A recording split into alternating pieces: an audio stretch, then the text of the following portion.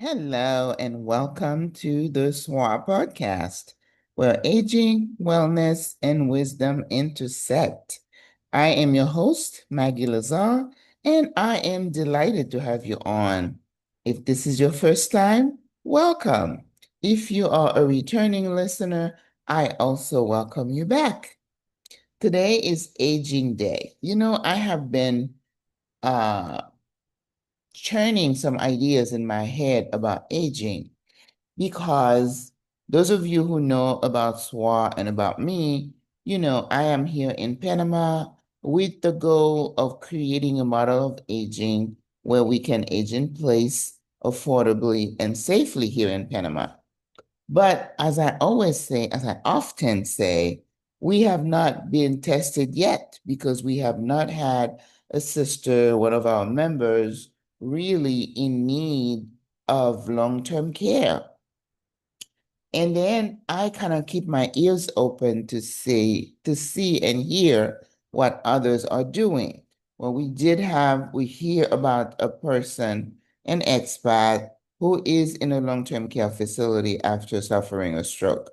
Well, that's what we say at SWA. We would want that. But with the influx of older Americans and Canadians and other groups coming to Panama, there is going to be a huge need for long-term care here.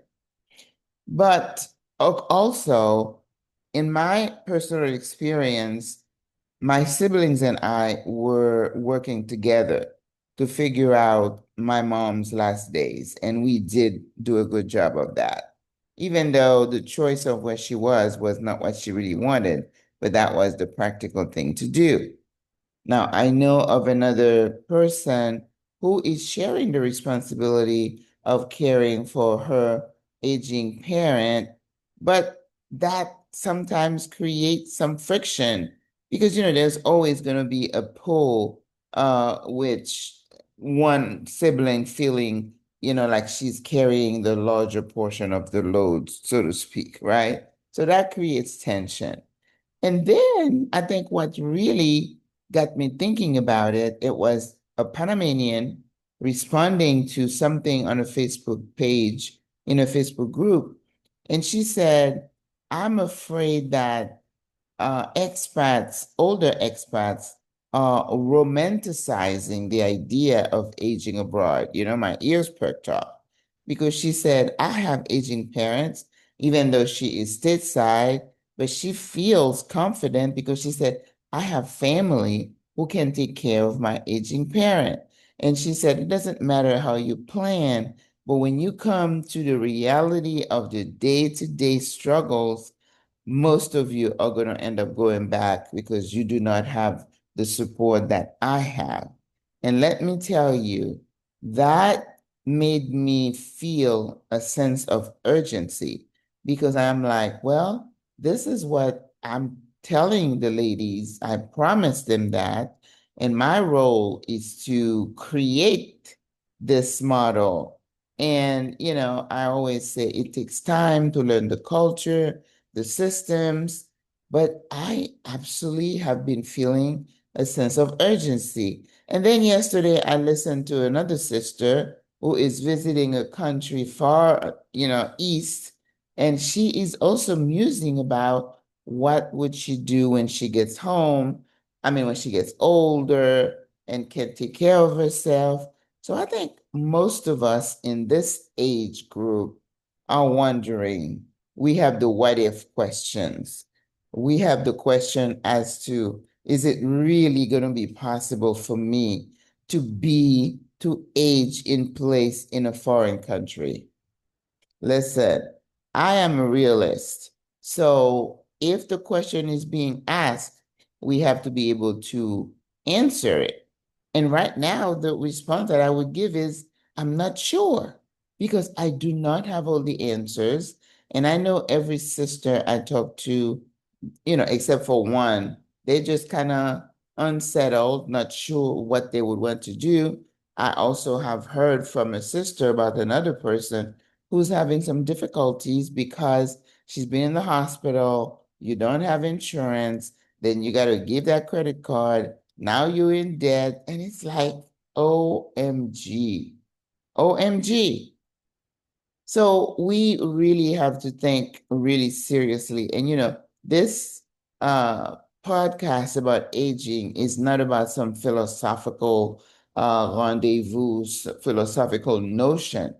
We are being practical right now, thinking about the what ifs, the when, not if, when something happens, how are we going to make it work?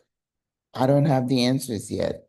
And I think my marching orders right now is to fast track and get the answers, whether we're getting home care, how much it costs, and if it's feasible. Are we working with our adult children from stateside? Because listen, we have got to make that plan and work our plan. So as you go out today, I want you to take a few minutes and think about your situation as to what would you do if something were to happen to you and you became somewhat disabled and unable to move and take care of yourself, because that's usually the time. And I read also about another sister who said, well, my mother is 90 some years old. She lives alone, but we do this, we do that to support. She's got a housekeeper. She's got one sibling takes her to the doctor. And so it can work, but I know it's the exception rather than the rule, because that was my business. That's what I dealt with on a daily basis. All right, sis. So let's give some thought to thinking carefully about us aging abroad, aging here in Panama, in Ecuador, in Mexico, wherever we happen to be. We need to really have a plan for when something happens, because it will happen, and we know that. All right.